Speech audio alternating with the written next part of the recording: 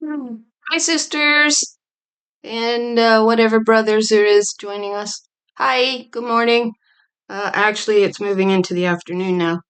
I'm not in the wall study yet. I'll be in that probably a day next week and upload it. This is on a topic I've never really touched on. I don't think I've ever touched on it before. And that is, sort of trying to take all of these loose threads, that, there's so many of them in the earth, really. Things that we don't know about ourselves, things that we're told, we're shown, hinted at, different things like that, but we're really never explicitly shown where we come from, who we are, where we're heading, what our purposes is, and all that stuff. And the only way that we're told it and explained it is through religious ideas, right? But it still leaves so many threads really hanging loose. So the topic that I've never really touched on is demons and aliens and how they might actually factor into this whole picture. And I don't know about anybody else how the spirit works with you, and perhaps you could tell me in the comments, because I'll be leaving the comment section open. And I know that they're slandering my videos. I'm not getting no hits on them lately. I guess perhaps I've been too harsh, maybe, in my commentary on some things. I've only ever, I think, to my knowledge that I recall, I've only removed 2 comments in total. The other comments that were removed, they removed them themselves, or whoever is, over these channels. I don't know. But I've only ever removed 2. One was outright a violent comment. It was a man who made the comment, to my understanding. It was very violent, so I simply removed it. And the other one was the one that I spoke on in the last video. And I ain't come all this way in 15 years, and I spoke on it just to have my legs cut out by a woman who obviously wants to go with the guys, who's had thousands and thousands and thousands and thousands of years. We've been at this for 15 years, so I'm going to protect my little flock. I am. And I don't need nasty comments. That's not what we're about. And for me to speak on it, that's just the way I feel. I've come all this way 15 years. You have too. And we didn't come all this way to just allow people on this channel to make nasty comments that are unnecessary and unneeded. Anyway, we're going to talk about this. And the way that we're going to talk about it is we're going to pull some elements together that's not often seen. And I'm going to make another comment here. And it's not necessarily to do with me, because I'm in the north, right? One lady asked, north, yes, I'm from Canada, in the north.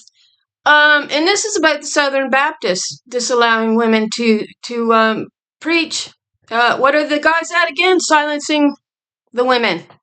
That's always what it comes down to with man-made religion, silencing woman's voice. So it does so affect me because I'm a woman, first and foremost. I'm not a white woman, I'm not a black woman, I'm not a red woman. I'm a woman first and foremost, and that is something men do not relate to. And so they're at it again. They're at wanting to silence these women, and then what happens with this? It spills over to little girls' lives that's raised up in this religion that tells a woman that she must be silent and can't speak. So they're at it again. Why? Why are they at it again? Well, I'm going to tell you it's because of channels like mine and women actually studying the Bible and putting them to the test. Try the spirits, it says, test them. Well, they're liars, and they were liars from the beginning. So we're going to take a look at how possibly, okay, this is one connect, and this is what we do. We examine things, is what we do. And then slowly over time, we adopt what looks like it reasons out. And it must reason. If it does not reason, then just get rid of it. Forget it. Which is what we do. So we're going to actually go to 2nd Ezra, and I've spoken on this chapter, okay, quite a bit. 2nd Ezra, chapter 13, it's in the Apocrypha. It's what they call non-canon. We know when the Council of Nicaea, and there was, 3 separate Nicene councils, I guess, over time, I think, if I've got that right. I can't quite remember it. Who eventually decided what books was going to go into this and what would be disallowed. So it was by men who determined how this religion was going to be shaped. They decided whether Jesus was just a man or if he was divine and a god. They determined that for you. And also, what gets bypassed is how the Jewish males, the Sanhedrin, was advocating. Now, I only happened to stumble over this note many years after being in deep study, that the Sanhedrin advocated at that time, and I believe it was to do at the Nicene Council. Now, I may have the wrong council, but I believe it was the Nicene Council, that they were advocating for the Bible to be interpreted in a literal sense.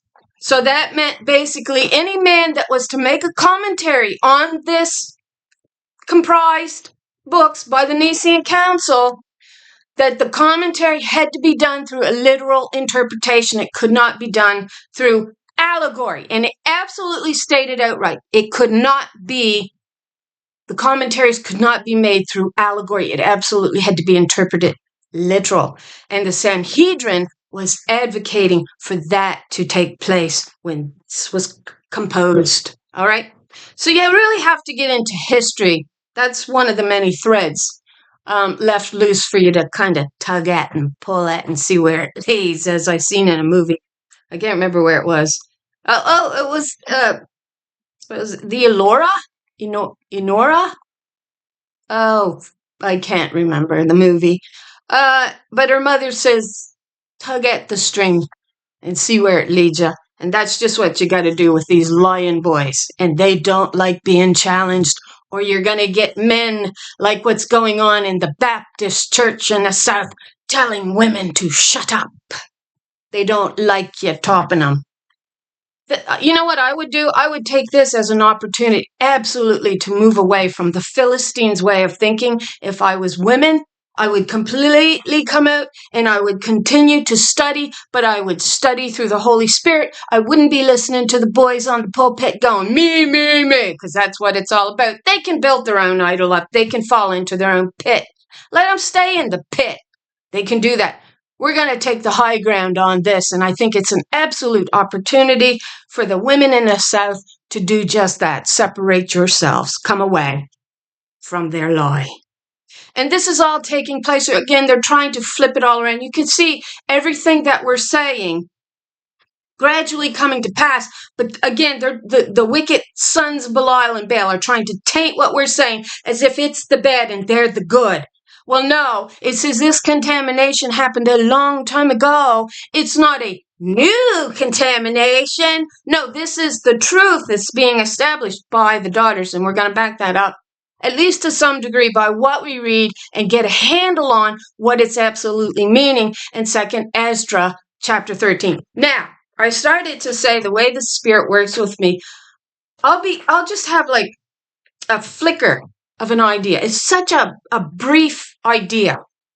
And that's all it'll begin as. And then I guess what happens with me is it'll kind of simmer on a back burner without me really knowing it. It's kind of a subconscious thing that the Spirit will build around without me really knowing that she's doing that for me. And then all of a sudden the thought will come out and it's like, there it is. Wow. So I don't know if the Spirit works that way with you sisters or not, but I know that that's how the Spirit tends to work with me. So we're going to begin in 2nd Ezra chapter 13, and I'll preface it first with a flicker of a thought. And the flicker of the thought, sorry, I don't mean to play with my hair, began as an unformed being, just like that. It was a picture of an alien. These aliens with the big eyes, and they're basically unformed. They're without form. Some calls them demons, all right? So we're going to try to pull that notion, that thought, into what we actually are reading, and when the Spirit is working with you for you to want to understand the truth, when you really want to understand the truth. So this is going to be about the birthing of the mothers, all right? The firstborn mothers. And about the shaping of creation is what it's about. So that all gets weaved into this when we tug at that. So, 2nd Ezra, chapter 13, this is in the Apocrypha, and you can pull this chapter up online, like all of them, you can, most of the time, or you can buy a copy of the Apocrypha yourself, and sometimes they're not that expensive, sometimes you can buy the really expensive ones. So, first one, and it came to pass after 7 days I dreamed a dream by night. So this is supposedly Ezra speaking here. And from my understanding, it's supposed to be the archangel Uriel that is speaking back to him. So verse 2, and lo, there arose a wind from the sea that it moved all the waves thereof. Now we've identified what rises up out of the sea is not a man. This is actually the firstborn daughter that is reserved for the end, that is actually rising up out of the sea. And it all plays out with what's happening today. So we have to actually use our minds. We have to use wisdom, the spirit of wisdom, to reason that all together. So, verse 2, and lo, there arose a wind from the sea that it moved all the waves thereof, and I beheld, and lo, the woman waxed strong with thousands of heaven. And when she turned her countenance to look, all the things trembled that were seen under her. Just give me a brief moment. I need to enlarge in this just a tad. It's very small. Okay. Verse 4. And whensoever the voice went out of her mouth, all they burned that heard her voice, like as the earth faileth when it feeleth the fire. So here we get her voice feeling like fire. All they burned that heard her voice. We're going to examine exactly what was going on with this notion of burning when she spoke, okay? So just lock that in your mind. That, and I'm sure many of you who's been with me on both these two channels, Ruth Abbey and Eighth Day Dawning, that you absolutely know this burning, or that their faces were aflame with heat. They were angry, right, is the idea here.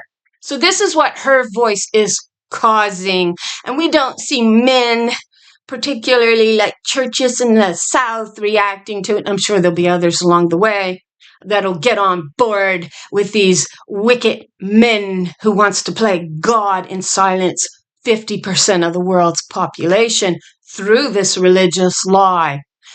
Take it as an opportunity to flow away from the lie, ladies. Start picking your head up. Start strengthening yourselves. Not feeble hands. Make strong the feeble knees, and the feeble hands make them strong, Holy Spirit. So, and whensoever the voice went out of her mouth, all they burned that heard her voice, like as the earth faileth when it feeleth the fire. Verse 5. And after this I beheld, and lo, there was gathered together a multitude of men. Right. Not against this man. Oh no, men usually are not against each other. They usually come aboard, especially if it's against a woman. Especially when it's against a woman. They'll either stand back and go, hey, do what you need to do to her, but I'm a good guy, don't worry. And the whole time they're thinking just what those wicked guys are thinking. Hey, she needs her mouth silenced. That's what these good guys are really all about. There's a few in the mix, and we know they're a very few. So it's a woman.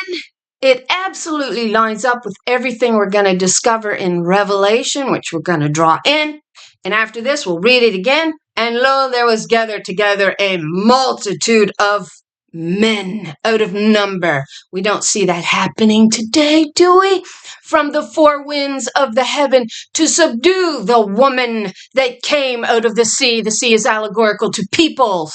Verse 6, but I beheld, and lo, she had graved herself a great mountain and flew upon it. What does graved mean? These are some old words, and you don't often know what they mean. You know it may mean engraved, correct? But let's look grave up. Okay, graved is archaic, so yeah, it's old. Engrave, an inscription or image or a surface, yeah, so we got it right. Or literary. Fix something indelibly in the mind. So your mind has power to create thought, doesn't it? And not to back down. Fix it in your mind. Fix the high ground in your mind, right? And where the high ground, the truth, will lead you to, and it'll lead you to a mountain. So, and flew upon it, and okay, and subdued them. Okay, let me see. I lost my place here. Verse 7, but I would have seen the region or place wherein the hill was graven, but I could not. I could not see it. And after this I beheld, and lo, all they which were gathered together to subdue her were sore afraid. And yet they dared to fight her, right? They're sore afraid. They're terror in them, but their faces is aflame with heat and anger at what this woman is saying. And they're still afraid I think they're afraid because they're afraid it's reasoning and making sense. But yet they dare to fight her. They dare to do it. Verse 9, and lo, as she saw the violence of the multitude that came, she neither lifted up her hand nor held sword. She didn't have a great man-made army backing her, nor any instrument of war, such as in this notion that they would literally battle these wicked sons that were coming towards her to silence her from the four corners of the world. These men are not backing her with a sword or with guns. She has no instrument of war. But watch, verse 10, but only I saw that she sent out of her mouth her words, which were as it had been a blast of fire. It burns them. This truth burns men, don't it? And out of her lips a flaming breath, and out of her tongue she cast out sparks and tempests. Where do we get sparks and tempests? Now I got to remember where I was going here. So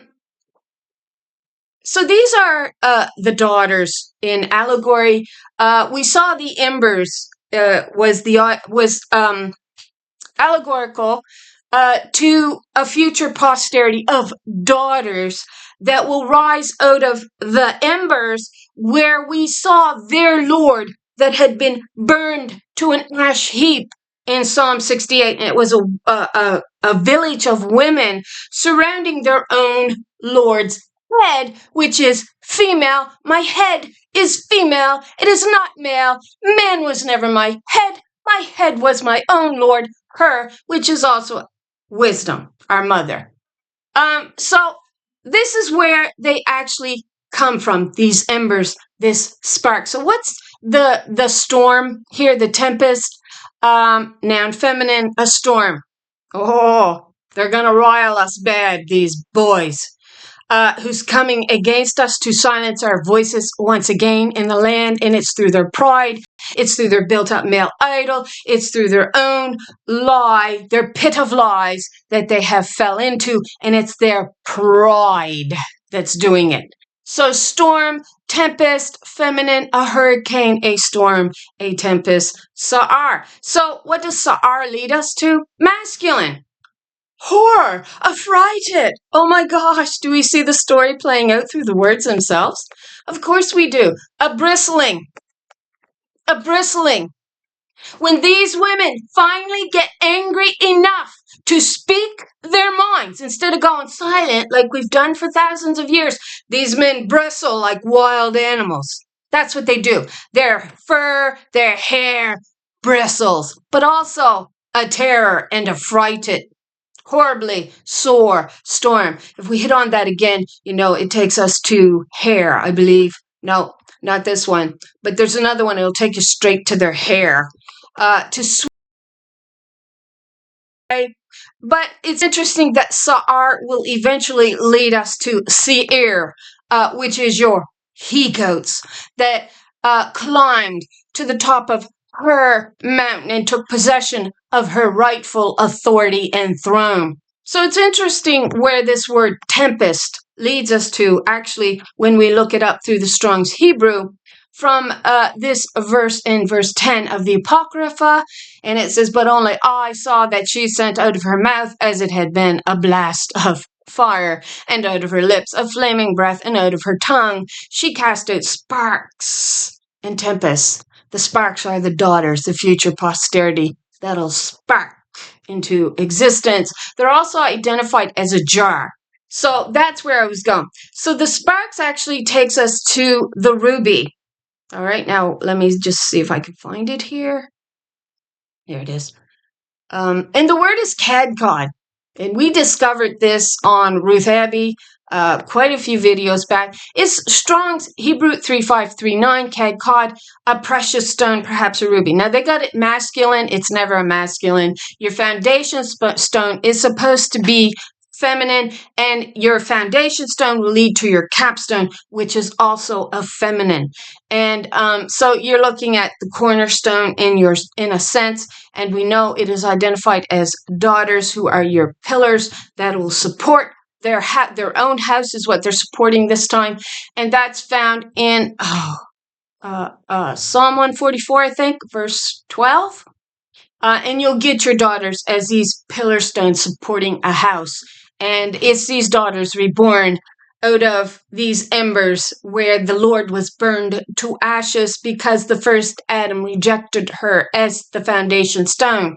So cadcod 3539 is a precious stone, perhaps a ruby. And when we scroll down here into the notes, and the word is cadcod, and it's a precious stone, perhaps a ruby, a precious stone, shoot or rush down of hawk, star, etc., also of an attacking force. Oh, yeah, is there an attack coming, you think? I think eventually all of this truth leads us to the greater battle.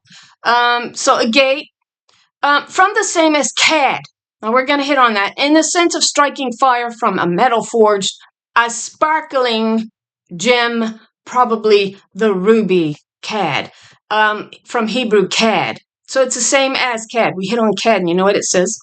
Noun feminine, a jar. So these are your suffering servants who were burned to ashes in the very beginning, reborn as mothers' future posterity out of the ash heap that we see the women surrounding in Psalm 68, reborn, and now they become the jars, these red jars, because they're identified as a suffering servant, holding the water. Now we know it is her purpose to hold the water and to lead them into the greater truths of the Almighty, because we find her rising up like water, like a wellspring in Song of Songs 4, chapter 12 to 15. We know they flow from Lebanon like a living water. So jar here, a barrel, a pitcher, from an unused root meaning to deepen, properly a pail, but generally of earthenware, a jar for domestic purposes, barrel or pitcher. So really, in the end, you really are identified as this red gemstone holding water in your vessel. That's what you're doing. And so that's why this is important, right? The sparks. She cast out sparks and tempests. So they're coming to fight against her word again. This is what these wicked sons do. Verse 11, and they can't change it because most of them are making a lot of money off of being religious preachers. They draw thousands to their channels. This is their living. For them to turn away from this lie, no, they're not going to do it. That takes a lot of strength of character to be able to do that. And these boys just don't have it. They're so used to being top of the line. They're so used to that. Their pride is not going to allow them to turn away from their own pit that they have dug. Or the harlots that are still refusing to listen.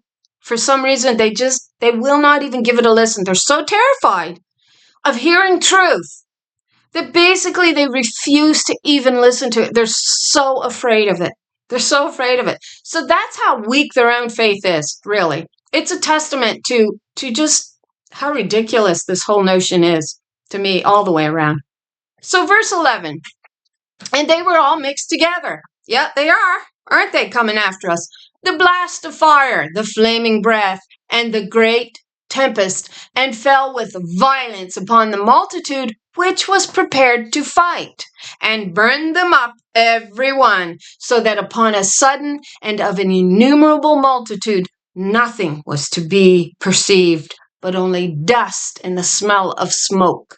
When I saw this, I was afraid. So this kind of takes me to the idea where God says in Jeremiah 23, after the men were prophesying through Baal, their Lord of Dung, their Jesus idol, their Allah idol, their Yahweh idol, which was created by man, this male god, this idol that you see standing in Daniel chapter 2, that every kingdom ruled by kings have built upon, and then the false foundation known as the harlot spirit that bows to this religious lies and refused to hear the truth. Woman was equal in the beginning. She was never supposed to have a man who has a harlot exalted in his heart ruling over her, because you know what that makes you, right, girls? It makes you his harlot. That's what it makes you. His pride.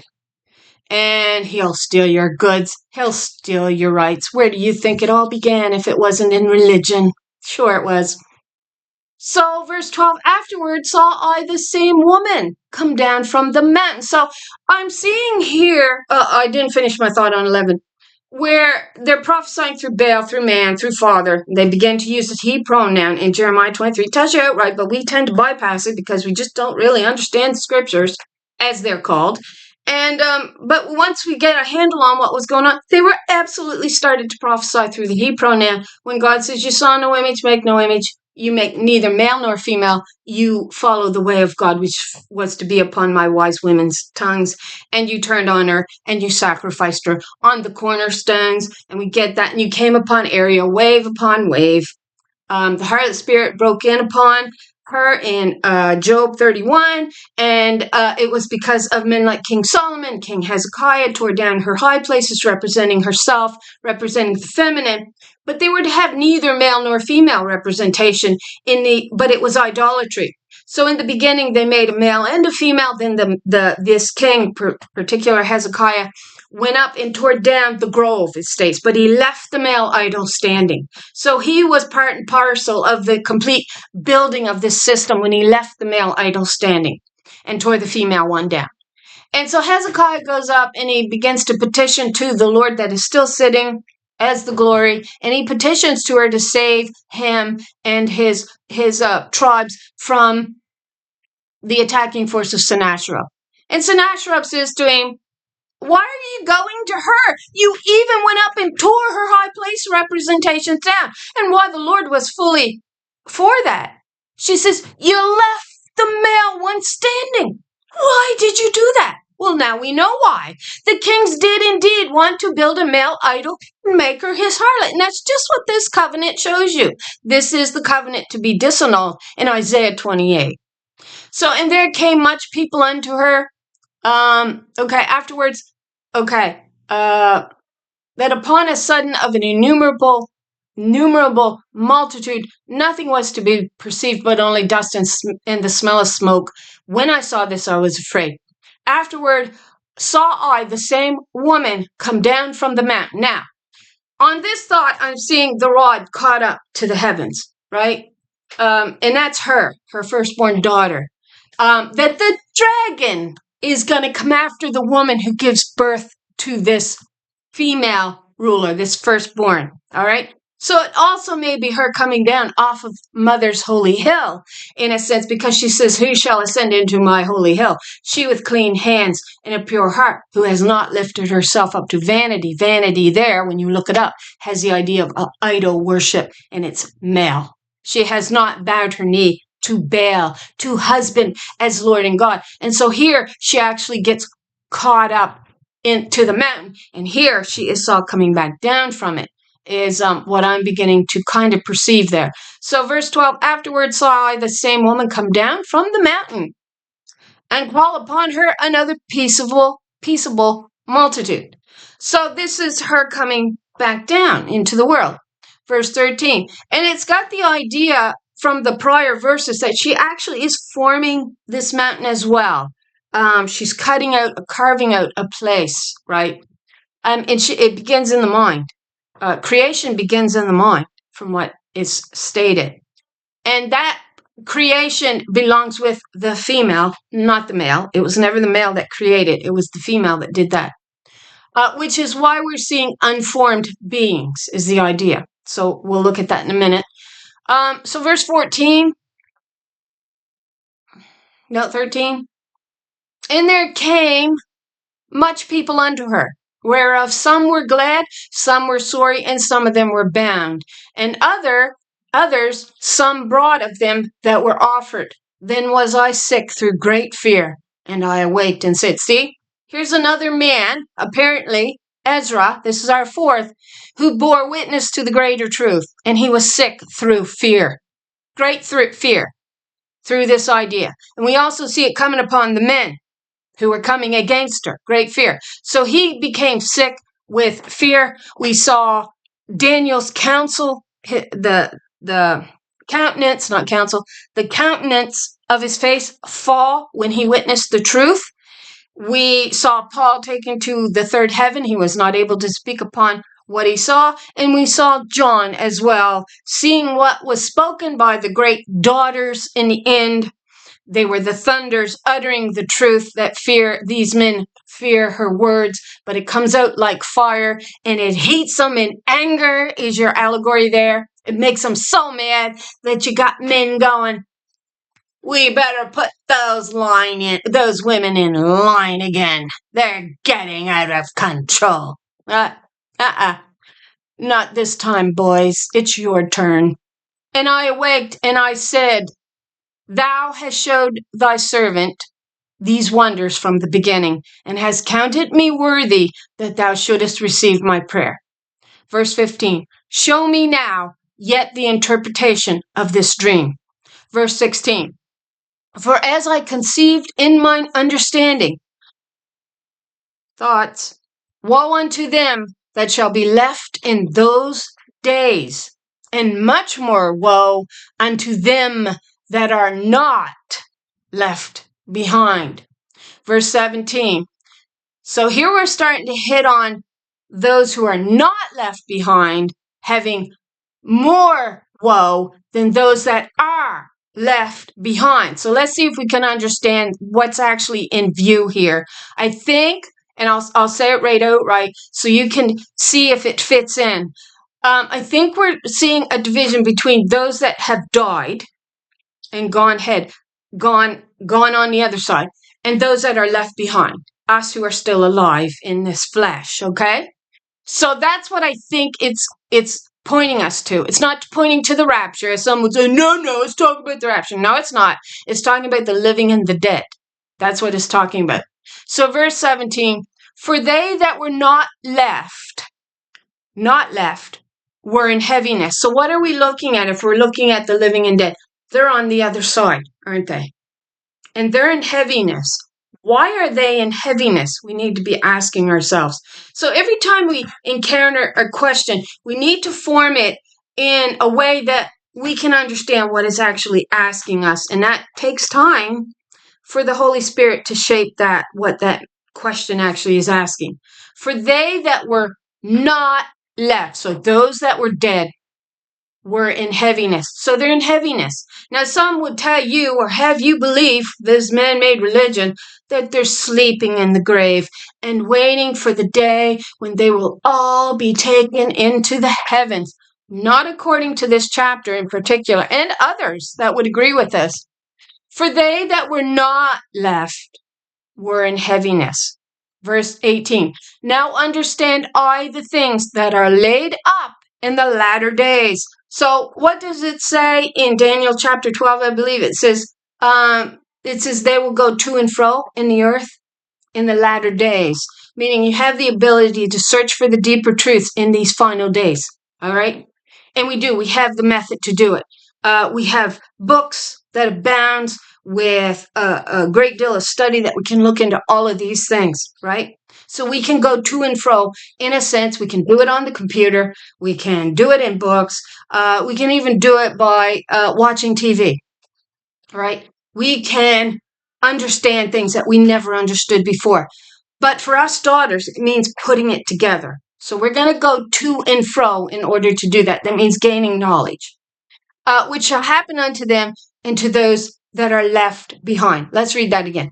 Now understand I the things that are laid up in the latter days, which shall happen unto them and to those that are left behind. Okay? So it's also concerning those that are in heaviness on the other side, and us here who are still left behind, yet to fulfill our purposes. Verse 19, therefore are they come into great perils and many necessities, like as these dreams declare. So that's those that are left behind, as well as those on the other side, because it says they, right? So it's concerning both, right? So verse 20, yet it is easier for them, it's got him, for them that is in danger to come into these things than to pass away as a cloud out of the world. So it's easier for us on this side. And we think, oh no, get us out of here, get us out of here. You don't want to get out of here, not based on what I'm understanding. You want to be one here. You do. To gain these deeper insights, because you know what it's going to build to? It's going to build to the first fruit mothers, the mothers of truth that are being reborn right now out of the dust of the earth. It is these mothers that the entire heavens are groaning as in a birth pain, waiting for these daughters. That's right, because it's going to be these firstborn daughters that is actually going to create the new heavens, right?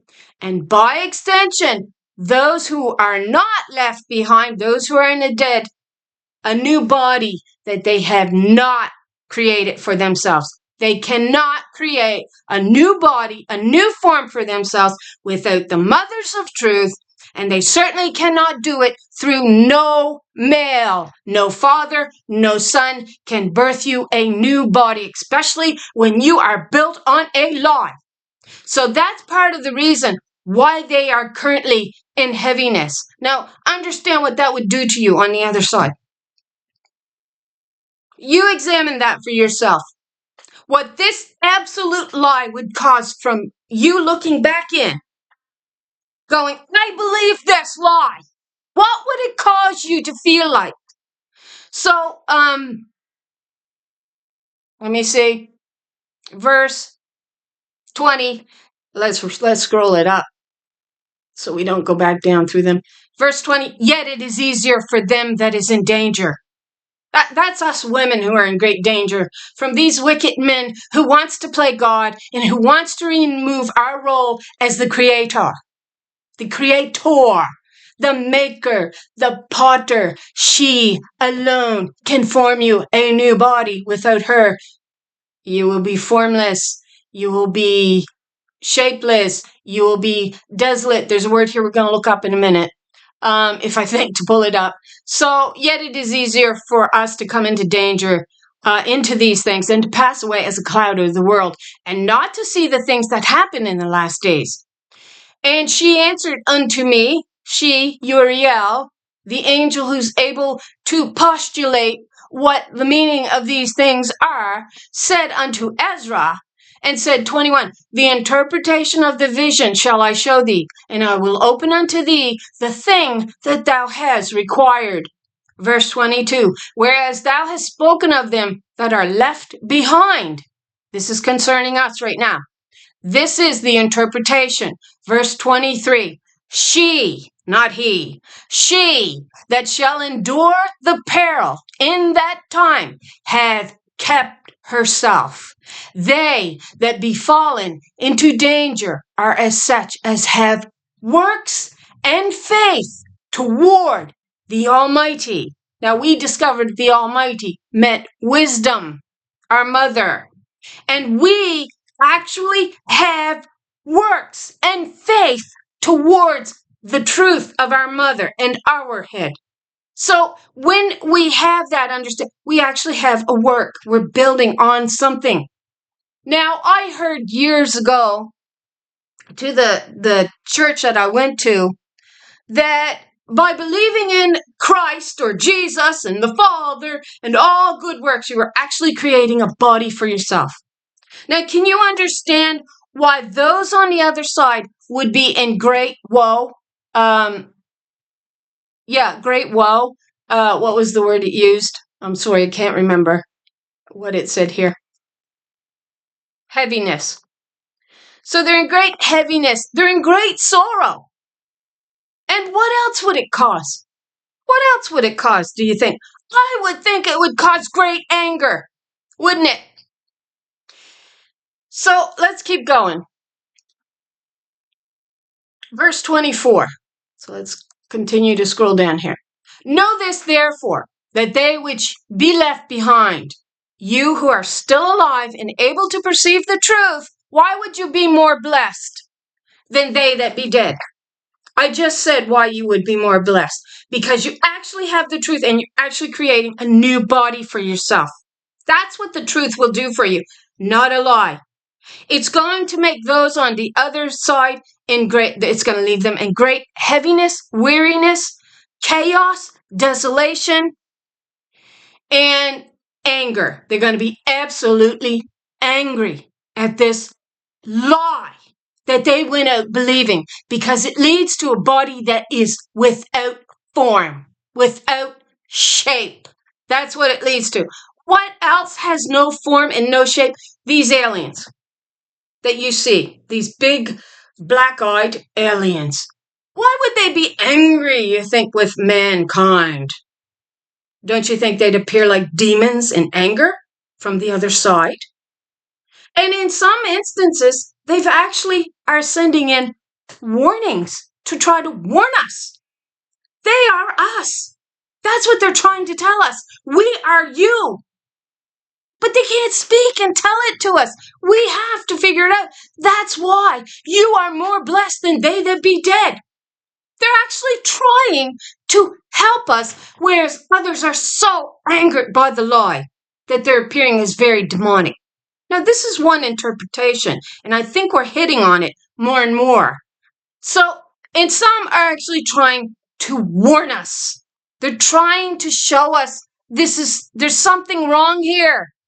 And nothing makes sense. Nothing is making sense. So this is the meaning of the vision. Whereas thou sawest a woman coming up from the midst of the sea. Verse 26, the same is she whom God, the highest Mother Wisdom, has kept a great season, which by her own self shall deliver her creature, her creation, her own children, and she shall order them that are left behind. So let's go. When we saw them coming against this woman, it actually takes us to Revelations 12. And it says, and it absolutely lines up to coming from the four corners of the heavens as well, is the idea that they'll give you in the Apocrypha. And here they'll come from the dragon, which will persecute the woman. And when the dragon saw that he was cast unto the earth, right? This was Satan who fell from her throne. He persecuted the woman, which brought forth the firstborn child, the daughter. It's not a man-child.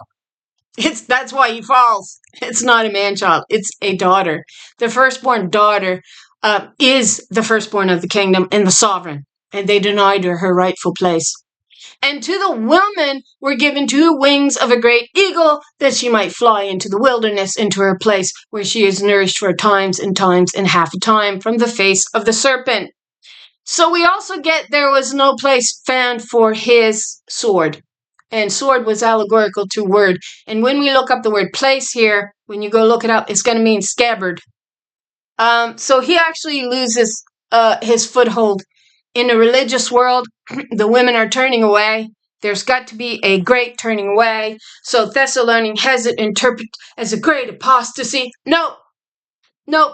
Theirs was the apostasy in the beginning, denying her word as the law on earth, so they could subjugate womankind. That is not from God. Anybody who believes that's love from God, then you don't know what love is. And you don't know what it should look like.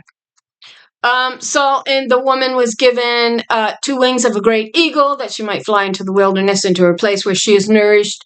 And the serpent cast out of his mouth water as a flood. That's the lying word after the woman So we see them actually doing this right now in the earth. We see them regrouping with the new lie. It's actually an old lie. Man is God. Woman must be silent. God is a man. He is male. He is father. He is son. Screw you, mother and daughter. Shut your face. That's what they're saying in the South.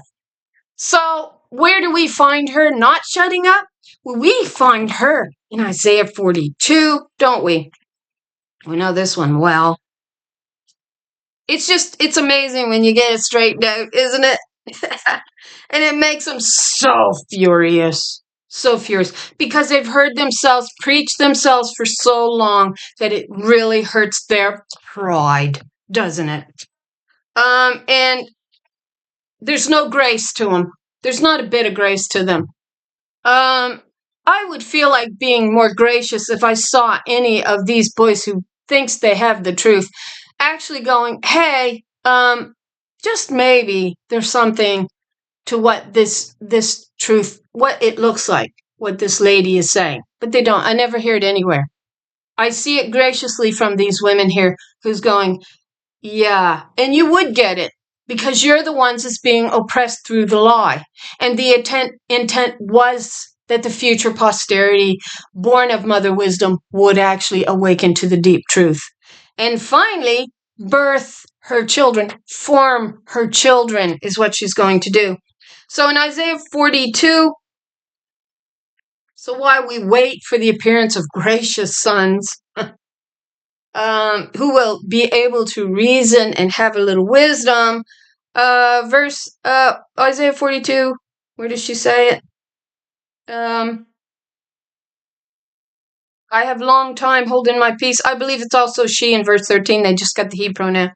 The Lord shall go forth as a mighty woman. She shall stir up jealousy like a woman of war. She shall cry, yea, roar. She shall prevail against her enemies. And that's where we're leading to, girls. We're leading to prevailing over the lie, over the enemies, over these wicked sons of Baal and Belial, who wants to subjugate womankind, silence her so he can steal her goods, and treat her as nothing more than a common harlot.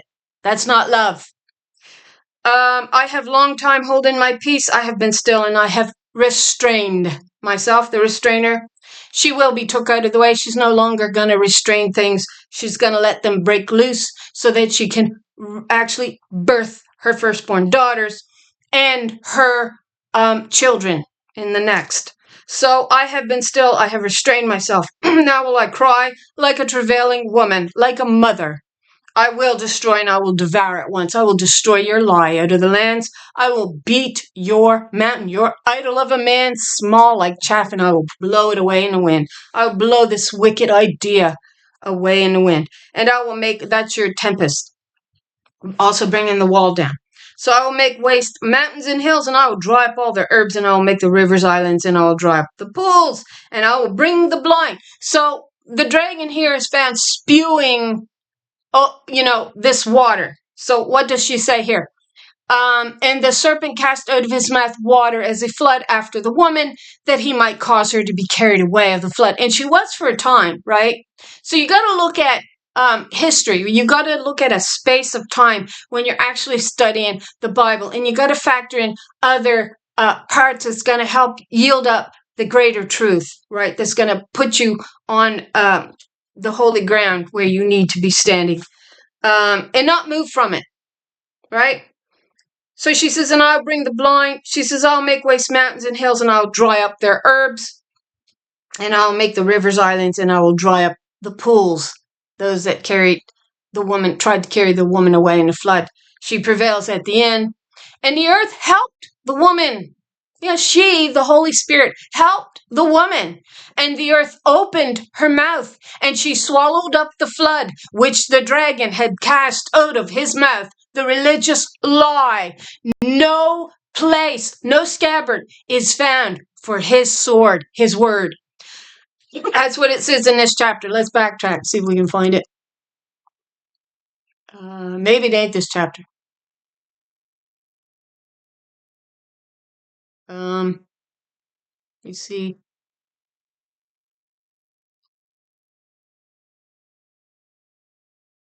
Right there. It's verse 8, if you want to look the words up. but he could not prevail. And there was no place for them in heaven any longer. So watch when we go in here. Let's verify this.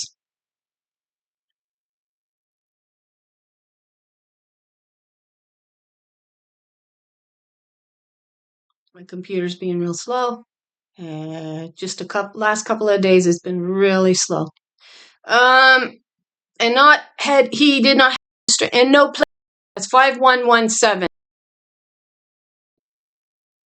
A place, a seat,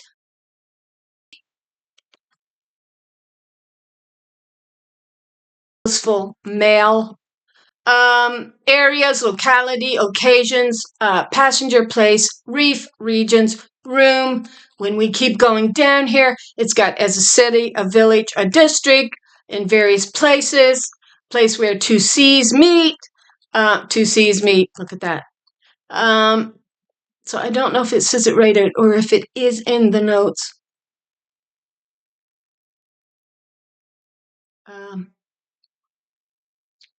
Right there, it is.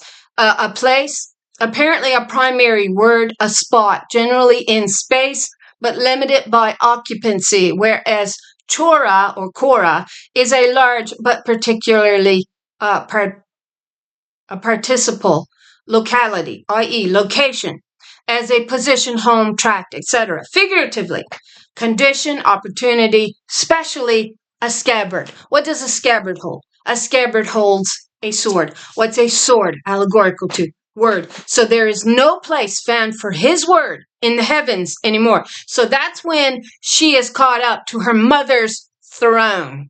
And she returns from the mountain and she calls to her another peaceful group after she wipes them out, these wicked sons of Baal and Belial, from the four corners of the heavens, though they dare to come to attack her. But she wipes them out. So there you see here, this is them pursuing the woman. This is the dragon pursuing the woman. This is what's going on right now. And if you can't see it, it's because you've got too much pride to see it. You are not one of these greatly blessed that will come out of this lie. You are not. The firstborn mothers must come into existence in order for those on the other side to have a chance at being reshaped and reformed. And prevailed not, neither was their place found any more in the heavens. And the great dragon, serpent, cast out, that old serpent called the devil and Satan. We know Satan is another name for fallen Adam, who had so much bloody pride. He stole her seat of power, which deceiveth the whole world. They're still doing it on the pulpits, going, you women, shut up. They're doing it now. That's them coming after us. Though she's got the truth and it reasons. He was cast out into the earth and his angels were cast out with him. So we'll keep going down here. And daily they accused her in the heavens. No longer, when the firstborn daughter comes forth, she will be caught up to the heavens to rule with a rod of iron. And yet they dare come and attack her. So it's all wrapped up in there, in your thoughts. And we got these formless looking aliens, supposedly. And then we've got these words that comes into play in a minute here. And the earth helped the woman, and the earth opened her mouth and swallowed up the flood, which the dragon cast out of his mouth. So she did. So, and then she says, I will bring the blind by a way that they knew not. I will lead them in pathways that they have not known. I will make darkness light before them and crooked things straight. These things will I do unto them, and I will not forsake them. Why? Because a mother don't forsake her children. They shall be turned back. They shall be greatly ashamed that trusted in graven images in their male idol of Baal, Jesus, Allah, Yahweh, Shiva, all of these male idols who are God and who will save you. It has caused them to be formless when they come out of the womb of Sheol on the other side. That's what's happening, which is why the heavens must be reshaped, right? They have that trusted in graven images that say to the molten images, ye are our gods, Baal, you're our god, husband, bridegroom. These women, I don't know. I don't know what they're thinking. Are they thinking at all? I don't think they can think. And the dragon was wroth with the woman and went to make war with the remnant of her seed, her daughters, who are reborn out of the dust of the earth.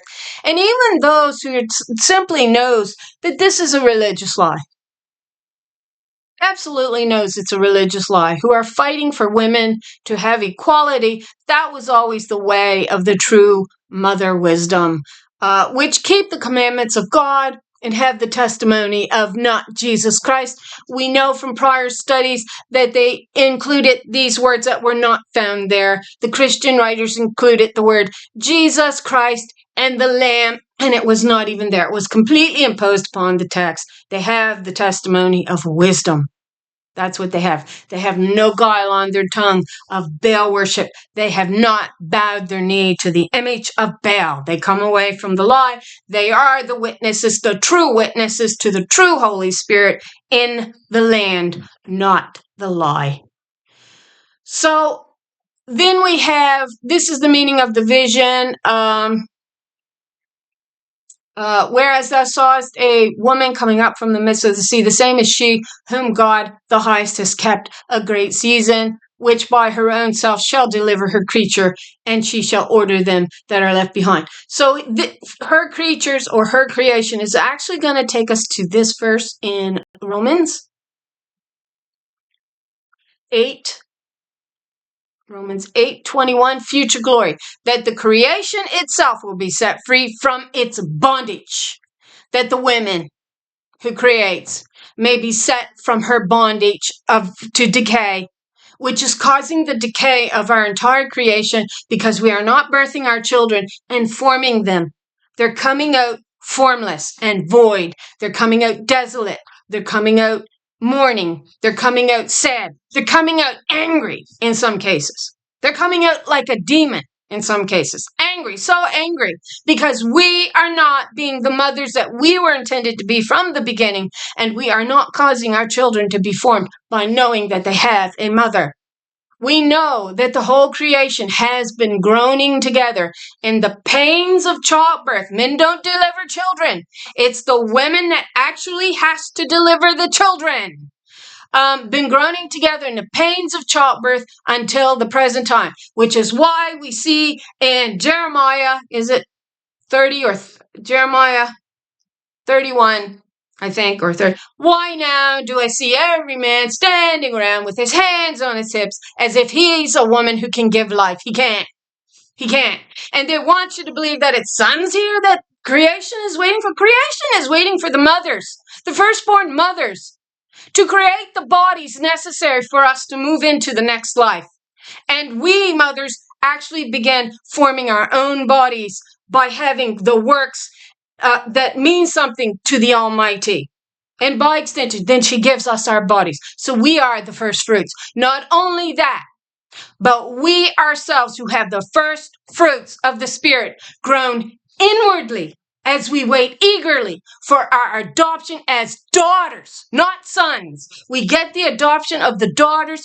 First, you got to go to Proverbs 1 to understand it is mother wisdom speaking about her firstborn daughter in Psalm 2. This day have I begotten thee. They groan inwardly as we wait eagerly for our adoption as daughters, the redemption of our bodies, because without us there will be no new creation. It is the women that forms the body, not the man built on his religious lies, telling women to shut up out of their wicked pride.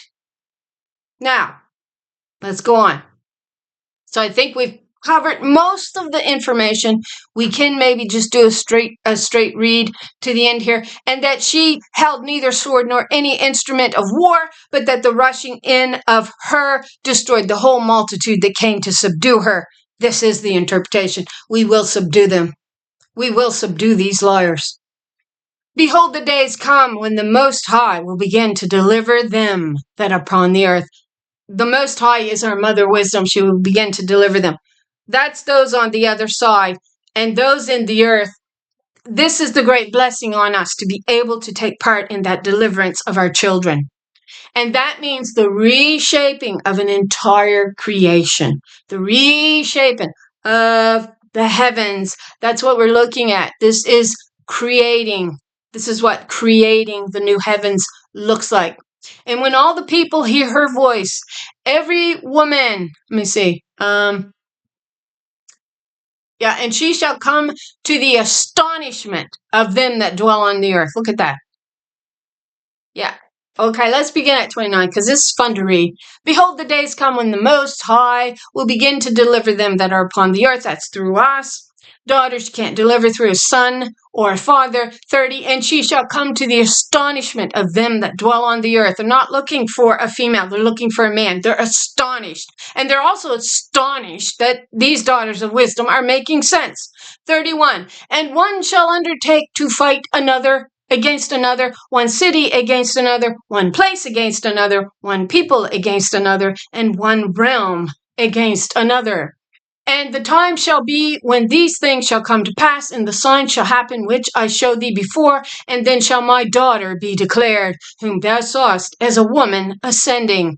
And when all the people hear her voice, every woman or every man shall in their own land leave the battle they have one against another. And an innumerable multitude shall be gathered together, as thou sawest them, willing to come and to overcome her by fighting. So this is going to play out over time.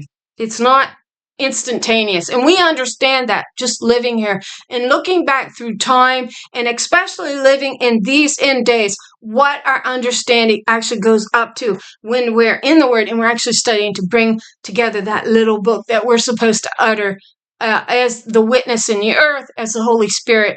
So they it's a great honor to be a part of this. It really is. I know I've got like 130, 150, whatever views on my last little video. This is how important, this is how unimportant, the truth is to these liars. But this is also how greatly blessed, how great the blessing is to this chosen few that hears this truth, because they're willing to reason. That's what it takes, the willingness to listen, to hear, and to reason, and to put it together for your true self. Because what that means is the truth matters to you.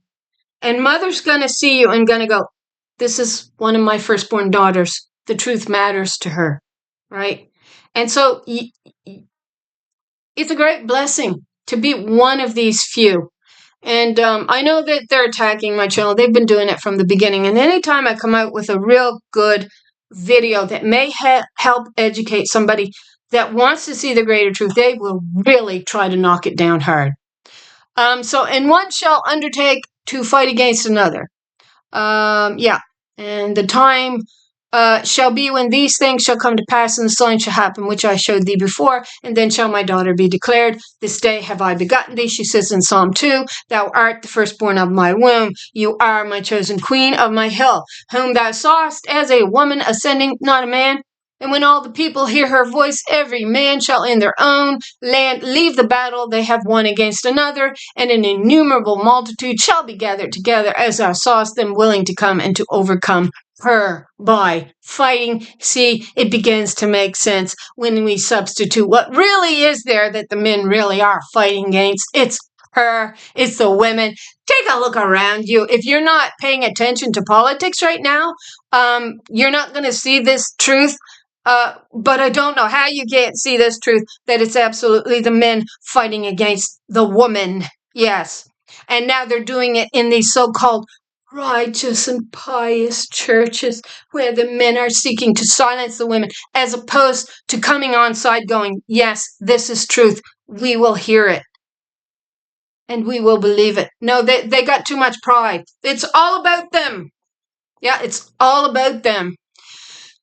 But she shall stand upon the top of the Mount Sion, of the new branch. And Sion shall come and shall be showed to all men, being prepared and builded, like as thou sawest the hill graven without hands. So what you think, you will create. So it happens after she's took up, she deals with that mess, she comes back and it's created, right? This is all about the second coming it's the daughter. So, and this my daughter shall rebuke the wicked inventions of those nations. Where that take us to? Well, it takes us, of course, to Jeremiah 23 and other passages we could, but I tend to just give you one, although there's multiple references that you can find for yourself, that these wicked sons of Baal and Belial, who rejected the firstborn of mother's womb and her law, who refused this gentle flowing water of Shiloah, invented a male god, which the forefathers and the foremothers had never heard tell of. You'll get that in Malachi chapter 2. You invented this God that nobody heard tell of, which was Baal, husband, bridegroom, Lord and God, who created everything. Yeah, he birthed all of creation. He did he? No, he did not. She did. And so an innumerable multitude, they're willing to come and to overcome her by fight. Actually, willing to come and to overcome her by fighting, but she shall stand upon Mount Sion. And this my daughter shall rebuke the wicked inventions, imaginations of those wicked nations, which for their wicked life are fallen into the tempest. Your own wicked pit, you're going to fall into it, and by extension, you're going to fall into her hands when she chooses to bring that wall down, which we will study as part of Ezekiel 13 study that we're going to be taking a look at.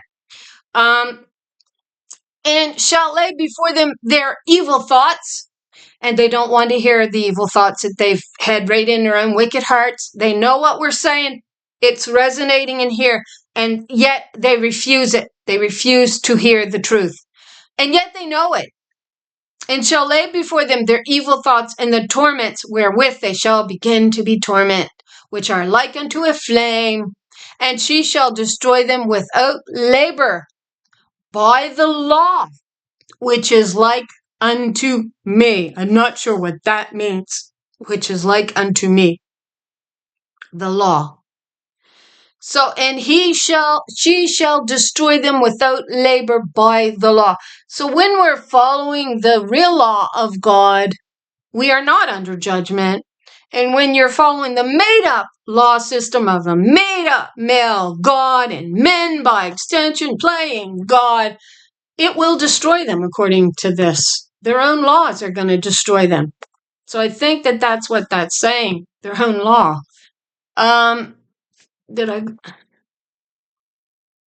Yeah. Now watch this. We know we're talking about the north, which is identified as the 10 and as identified as feminine. So watch this.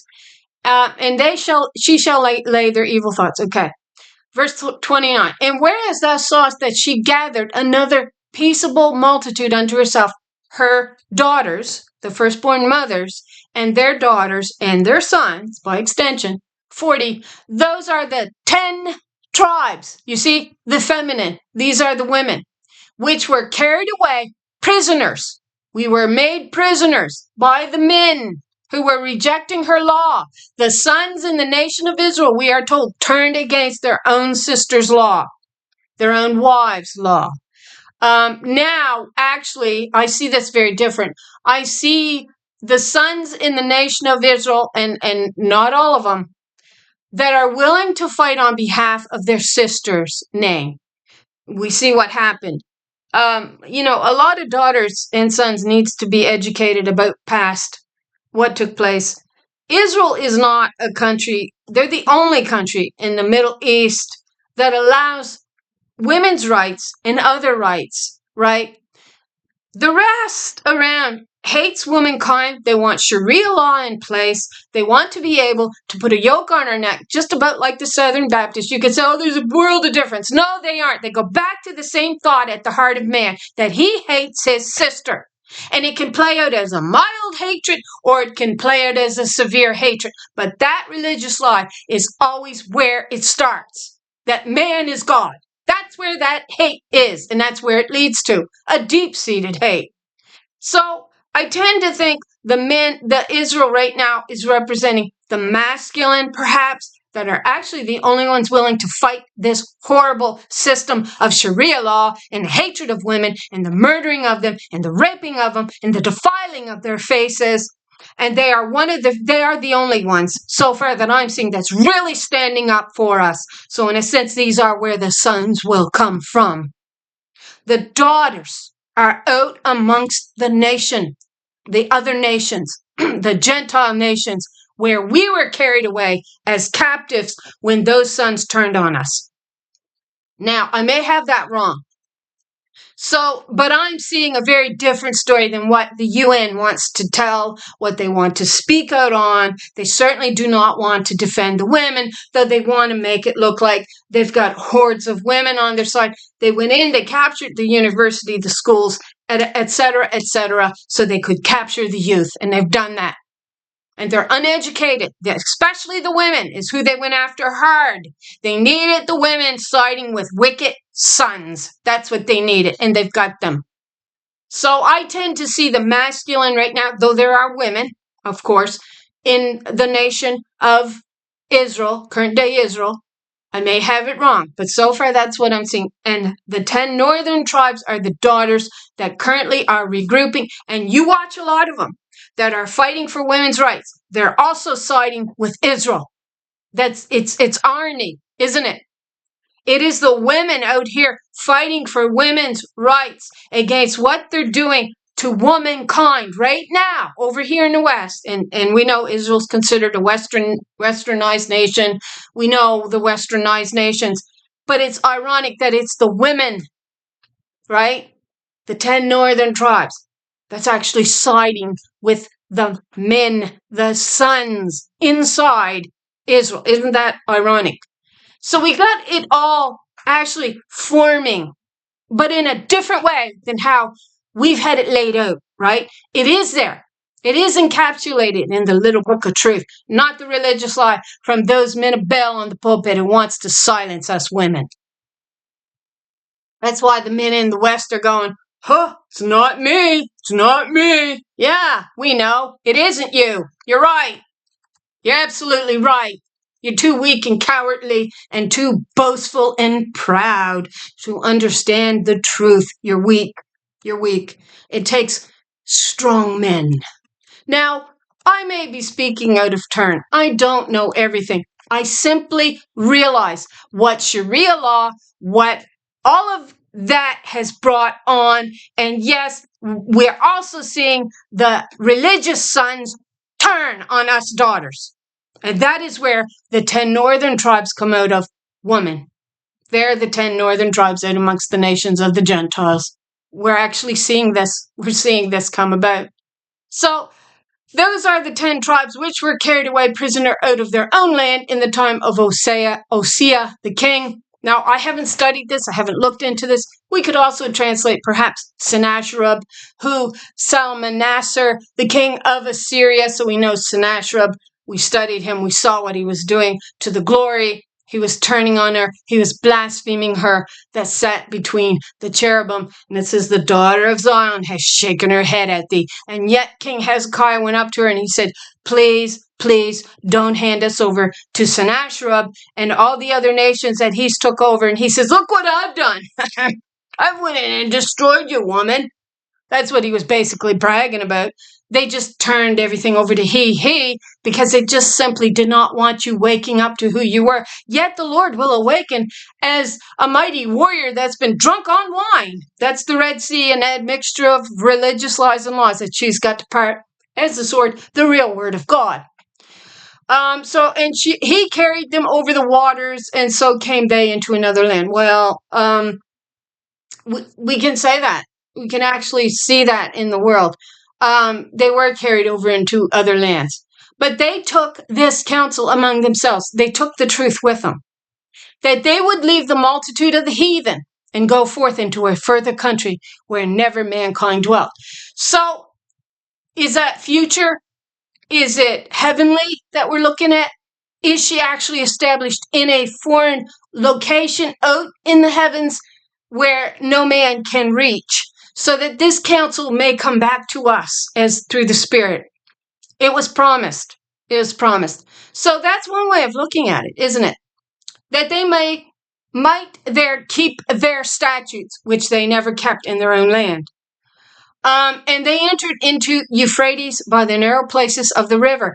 So why it's a physical locale, everything seems to line up to a heavenly location as well. So we know that it's a heavenly battle that is playing out, all right? And we are part of this, especially in the end, as we are the daughters that will be adopted as the spirits of the first fruit on our tongue that'll go out and wage battle in order to bring forth our children, to form our children, right?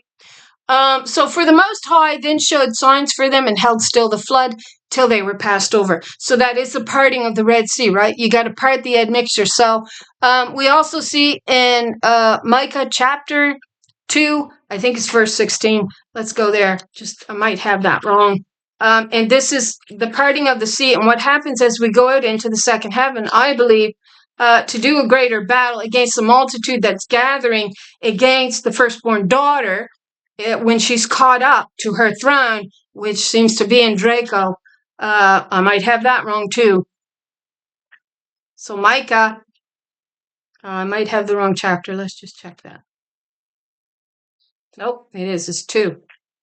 So verse 2, chapter 2, Micah, the last verse, the breaker, that's the firstborn daughter, is come up before them. They have broken up and have passed through. It says the gate, but we could also say parting of the waters and are gone out by it. And their queen or their lord shall pass before them, and the Lord on the head of them. So this is what happens when she's able to part the water. She's able to lead a select group out through the gateway, through the waters. She's birthing. It's allegorical to a birthing canal that she opens up when she parts the doctrines and takes a chosen few out by it. But they took this counsel among themselves that they might keep their statutes, which they never kept in their own land. And they entered into the Euphrates by the narrow places of the river, for the Most High then showed signs for them, and held still the flood till they were passed over. This is our Holy Spirit doing this. This is our Mother Wisdom doing this for us. For through that country there was a great way to go, namely of 1.5 years, in the same region is called Arsareth. Now, I don't know what that means. I'll be honest. I see a hiding place there. There may be a hidden location on earth that we're not knowing about. I tend to think it may be out in a second heaven, because we are a few that actually will be birthed out, because we've actually been able to form a true body, a real body. We are not formless. That was something I wanted to look up here right quick before we go on, if I can find it. Okay, we did the red jars verse. Yeah, and I meant to throw this into as well. Isaiah 13:8, terror will seize them, pain and anguish will grip them. We're talking about the men. They will writhe like a woman in labor. They're not women in labor. These are men pretending to be women who can give birth to the next creation. They can't. They will look aghast at each other, their faces aflame.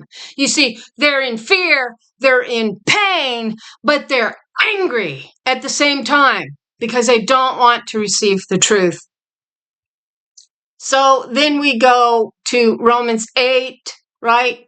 And we believers also groan, even though we have the Holy Spirit, us few, and it's a very few, within us as a foretaste of future glory, for we long for our bodies to be released from sin and suffering, and that's only through the truth are you able to reshape a new body. And then the tempest, the storm, we did. Okay, and I had looked that up, but no. Okay, so no. I don't think I got it there. Yeah, right there. So I had punched in bodiless, to be formless, like these aliens are, and some are very demonic. They're angry from the other side. And so the spirit that some are sensing is this very angry spirit. Well, yeah, they would be angry. They've been lied to, being told something very different was going to happen for them, and they become very heavy, sad, burdened, formless, So what's the word for to be formless without change? It's Strong's Hebrew 8414. It's tohu, it says, and it means to be formless, confusion, unreality, emptiness. It's male, because it's a male that's created this lie by telling you you have no mother and you have no need of a mother. You only need a daddy. He'll form and shape you a new body. No, he won't. He'll leave you hanging on the other side. You will be formless, confused, unreality, emptiness. And I want to tell you, this weighed heavy on me when I thought about it. And if you sit in the silence and you reflect inward on how horrid this must be for our ancestors on the other side, and yet some have tried to reach out to us. We know it's the Spirit speaking to us too as well, trying to get us to pick our heads up as women, to understand that it is on us to create the new body. It is not on a father or a son. It never was. They can't. And you'll find yourself weeping about it, about our ancestors on the other side. Strong Christian women and men that I knew in life. And there chaos, confusion, desolation, emptiness, empty space, formless, futile things, meaningless arguments, nothing, waste place. They're formless. They're in heaviness, they're in misery. And they're looking at us going, and one interpretation was that while they're looking over, in a sense, going, look at what they're enduring. Let me look it up.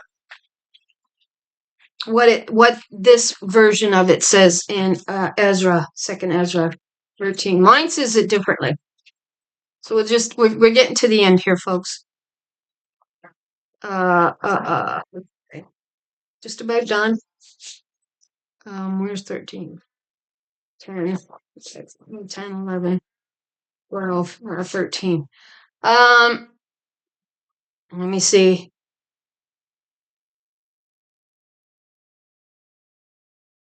So, for those who are not left, will be sad, because they understand what is reserved for the last days but cannot attain it. So, they're saying they can't attain a body like we do, right? Ours is going to be a glorious body, us daughters who are and sons who are able to attain to this truth before you die. You are forming a body for yourself that is going to be a glorious form, according to what it said, because they understand what is reserved for the last days but cannot attain it. But alas for those who are left, and for that very reason, for they shall see great dangers and much distress as these dreams show. Yet it is better to come into these days. Now, you see, I had done a study on this, and it's funny, if you keep going in things, after a while the truth is revealed. And I had it all wrong, I'm sure I did at the time.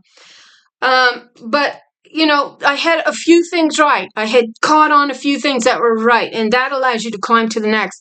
When you catch on things that are right, you'll be able to climb and to take another step. It may take years to do it, but you'll do it. You will do it. And trust me, the Spirit is watching you do it.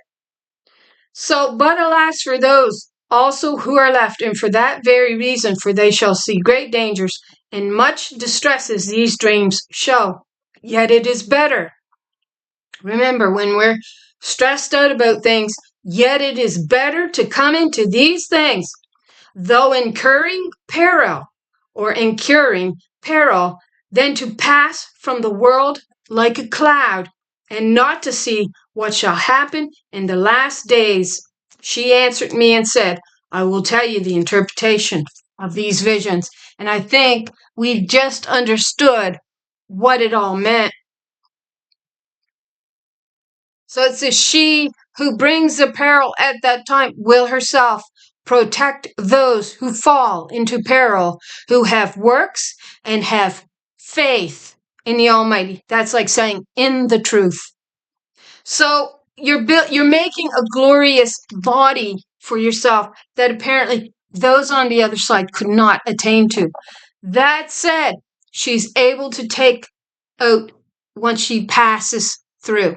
Like I think she's able to take them out. Though there'll be a lesser form, there'll still be a form.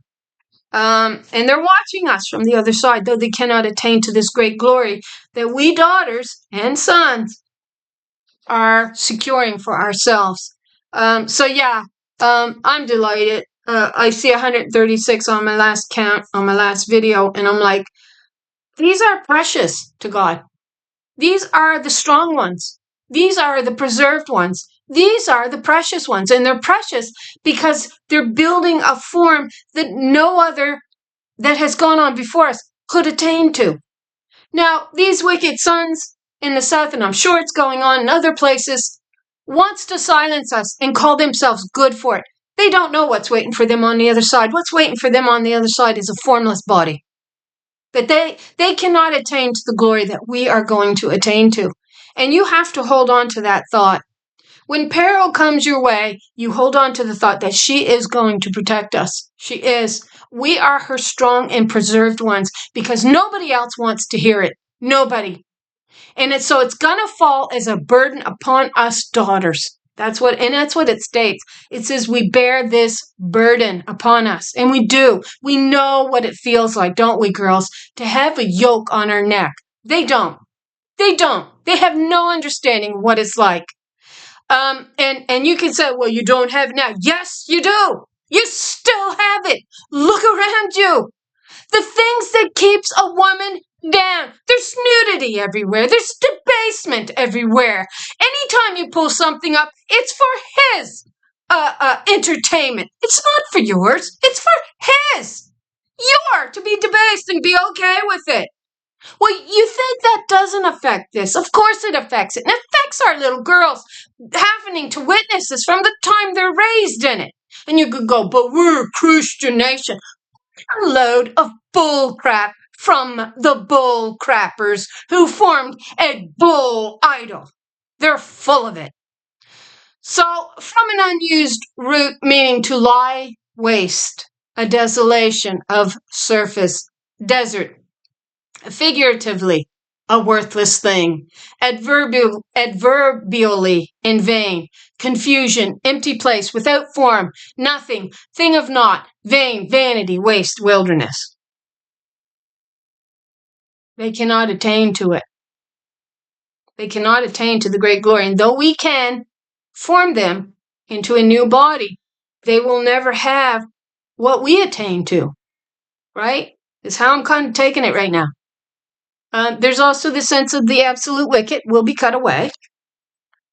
These boys, I mean, they've got a great opportunity before them to hear the truth, and they don't want nothing to do with it. So they've got nobody to blame when they pass from this life and find themselves formless and desolate in the next. They got nobody to blame for it but themselves. So let's see, a region called Arsareth.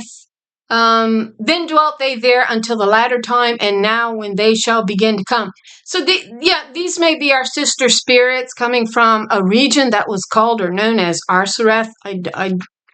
I'm still not understanding this connection. I simply just ain't had the time to go in and look at it. I'm not saying that there isn't a connection, that I couldn't discover it. I don't have time to pick every thread up. That's what us daughters are all for, to pick these threads up. What understanding that I don't have, another sister will have, another sister will have, another sister will have. What understanding I have, they'll have it, and vice versa, I'll have it, because we've all worked together as a unit to understand the truth, and it will be a blessing upon our heads, a great blessing upon our heads. Then dwelt they there until the latter times, and now when they shall begin to come, and they are, I'm proof of that, you're proof of that. The highest shall stay the springs of the stream again, that they may go through. Therefore sawest thou the multitude with peace. But those that be left behind of thy people are they that are found within my borders. So again, when we go out, we're looking at another generation, I think, of those that are left behind, of thy people. They find our words, they drink our words, and they are then are found within her borders, is your understanding. So we're looking at time. We always have to keep in mind the play of time playing out, right? History, future, past, present, and we've got to keep those in context as we study. But those that be left behind are to come alive, be alive. Of thy people are they that are found within my borders. Now, when she destroyeth the multitude of the nations that are gathered together, she shall defend her people that remain. And then shall she show them great wonders. Then said I, O Lord, that bearest rule, show me this. Wherefore have I seen the woman coming up from the midst of the sea? And she said unto me, so he wanted to know, where did she come from?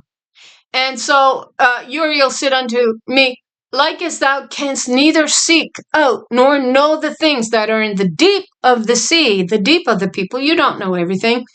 Even so can no person upon earth see my daughter or those that be with her, but in the daytime. So my channel's called The Eighth Day Dawning. It's a new day dawning in the light. You will bear witness to her in the light. So is it here? I don't know. Or is it out there on the holy mountain that they ascend to? So this is the interpretation of the dream which thou sawest, and whereby thou only art here lightened. He alone was enlightened to this truth. Now we do see 4 men. Their numbers are rare, which may be why I actually saw in the dream when it came to Moses and a different part of the garden, and I now think that it was representing the sons. The vine that was planted that I saw, I believe, was representing the daughters, these vines of lilies. And I do think the intermittent spaced little gardens on the ground I said they were pansies planted in. I don't mean these men are pansies or anything like that. They're very strong men. They're very different from the idea of pansies. Gentle don't make you weak. It actually makes you very strong. And that's what these sons are. And that's why I think they were sparsely planted. There was very few of these sons. And if you take it back to the burning of witches, for every, 10 or 20 witches that was burned, there was a man burned right along with them. So we know that their numbers are very small. We don't expect a lot of sons out of this. And I think that that's what that particular portion of the dream was showing me, how rare and special and precious these particular sons are. And they are a rarity from what I was seeing. So they go forth into a further country where never mankind, womankind, has dwelt, that they might there keep their statues. Okay, I'm too far. Let's go down. The highest shall stay the springs of the stream. Okay. Again, that they may go through. Okay, but those that be left behind of thy people. Okay, we read that. And then shall she show them great wonders. Wherefore, where did I see? And this is the interpretation of the dream which thou sawest, and whereby thou only art here enlightened. Very few men are. For thou hast forsaken thine own way, and applied thy diligence unto what? What does it say? Unto my law, and sought it. Whose law? Wisdom's law. And by extension, her daughter's law, which you were to lift up. The father was to enforce it. He wasn't to beat it down. But that's what they did. That's what the father of pride did. These sons of Baal and Belial are still doing it. Watch them. Too much pride. That's why there's very few precious sons. Very few. The life hast thou ordered in wisdom, and has called understanding thy mother. Yes, these are precious sons to behold. I have one of them. I do. He's a very precious son. And therefore have I showed thee the treasures of the highest. After other 3 days I will speak other things unto thee, and declare unto thee mighty and wondrous things. So we've got 3 days here. I don't know if these 3 days, 3,000 years, is what has played out, or if it's a reference to the 3 days of darkness. I don't know. I don't really know. We know Jesus supposedly was sacrificed 2,000 years ago. I don't know. I really don't know what that 3,000 years, 3 days, may be a reference to the days of darkness, that we were in. So I think that it's not 2,000 years since the religious lies of man has really took hold of the entire global law system. I think it's more like 3,000 years ago. And so, these 3 days, each 3,000 years have already possibly played out, which is why these wonderful things of these daughters speaking like a voice that's like fire that burns these sons, wicked sons and daughters, that just can't stand this truth. It just burns them up inside, have already played out. So that's certainly one postulation. Then went I forth into the field, giving praise and thanks greatly unto the Most High because of her wonders which she did in time, and because she governeth the same. She loves us all the same. And such things as fall in their seasons, and there I sat 3 days. Waiting, waiting, waiting for these daughters, the first fruits of the Spirit, the mothers of truth, to come forth and to birth all creation into a new creation. So anyway, last video I said sanatorium, and of course I meant seminary, a religious place. I knew I had it wrong, so my thoughts ain't always, quick. When I'm trying to think of things, I sometimes have to sit and think a long time about things. Anyway, this is something for you all to think about. Wow, this is a long video. I'm going to post this today. It's a Sunday. It's a lovely day for me to post it. I know it's only been 2 days on the last video, but baby, they have locked that one down tight. So I'm going to post this, and probably I'm thinking later in the week we'll do the one on wall. That will include passages in Jeremiah, what was the chapter, 50? 51. Ezekiel 13 we'll take a look at. And we'll take a look at this wall that the first Adam built up, whitewashed it. We've looked at it over time on Ruth Abbey, so I do have videos already up about it. So it's always good to refresh our thoughts and our look at things and our study, continue our study. There's video. Thanks for watching. I pray the Lord blesses all my wonderful sisters who are partaking in these studies. I thank you so much. You're very special to me, and I believe truly that you're really special to the Almighty. You're her preserved, her precious ones who will hear her truth. And for the few sons who may be coming along, you are very precious. You have no idea how Mother looks at you and how precious you are to her. I can understand a little bit of that. I have a precious son. I wouldn't trade him for nothing. And so I thank you all for watching and coming along and spreading the truth. Share it, record it. It's your truth, hopefully, to build on your own precious works. And I'll leave my commentary section open so you can share some of your own thoughts if you'd like, or just to let your presence be known to the other sisters that we're not alone in this climb and in this battle of truth.